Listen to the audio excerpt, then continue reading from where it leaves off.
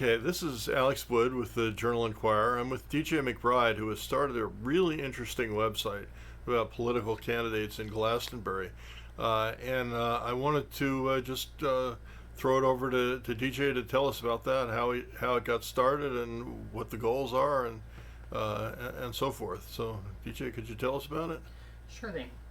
Last year, when I was leaving the voting booths, I went up to the individual people that are running for office, and I told them, it was really hard to learn about you. It was hard to get information about the candidates. And so I decided to try to do something to fix that. So this year, I put together a tool that all of the people of Glastonbury can use that tells you all of the information that I was able to find about each of the candidates. I've tried to make this as bipartisan as possible, or nonpartisan as possible. So I've had interviews with both Democrats and Republicans, and I've gotten their input on how they want the site to look.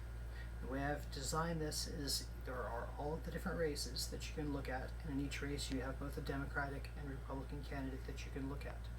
I have sourced all of the stances that they've chosen. So for example, if a candidate says that they are pro-choice or pro-life, you can find the tweet or news article where that candidate has stated this fact. I've added a hot button issue list to each of the candidates' races. So if you're pressed on time and you just want to see, okay, what is this candidate's views on gun regulation? Because that's the most important thing for me. You can go and look at the candidate's view on gun regulation. I've reached out to every single candidate and I've asked them to review their profile and come back with any suggestions or enhancements that they want. A little bit over 50% of the local candidates have gotten back to me, and we've set up the profile for them exactly as they like. For those candidates that haven't gotten back to me, I've tried to get as much information as I can and present it in as fair and open of a method as possible. And I've also spoken with both the Republican and Democratic town councils, chairpersons, to make this as unbiased and as fair as possible. There's also information about the ballot measures that you can vote on this year, so you can go and look and see what you're going to be voting on for the ballot measures before you go in.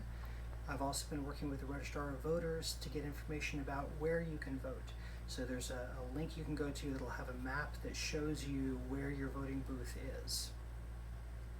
You can find this website at glastonburyvoter.com. This website is not for profit. There's no ads, there's nothing annoying that's going to bug you. It's just information being presented to the voters of Glastonbury. Another interesting thing that you told me when we were talking earlier is that you actually let candidates, after you interview them, you let them vet what you've written up to make sure that it's really what they intended to say, and even actually to make changes as they go along. So I thought that was an interesting approach and kind of adds to the reliability of what you're putting out there. Yeah, absolutely. Every candidate has the capacity to just go to contact me on the contact me form or just reach out to me directly, and I'm more than happy to make changes that they request within 24 hours, though usually I get it done within 1 to 2 hours.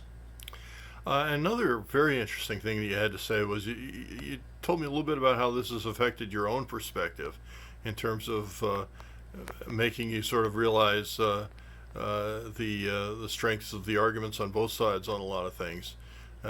You actually told a story about your wife watching Stephen Colbert and him making fun of Republicans and how you react to that now. Could you tell us about that? Yeah, absolutely. I've always been somewhat moderate because I believe that there are good arguments that everybody can present.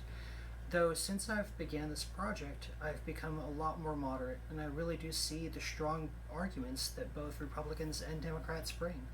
And they're both valid, because you can be talking about apples and oranges and say apples are red and oranges are orange, and they're both right. In many cases, especially on the local level, we're far more alike than we are different. The joke I made earlier is, my wife was watching Stephen Colbert, and Stephen Colbert was making digs at Republicans. And honestly, just the baseless, accusations and slams at the other party since I began this project really don't appeal to you as much. I don't find them entertaining. They're likewise similar, when Republicans are insulting Democrats, I don't find that appealing at all either.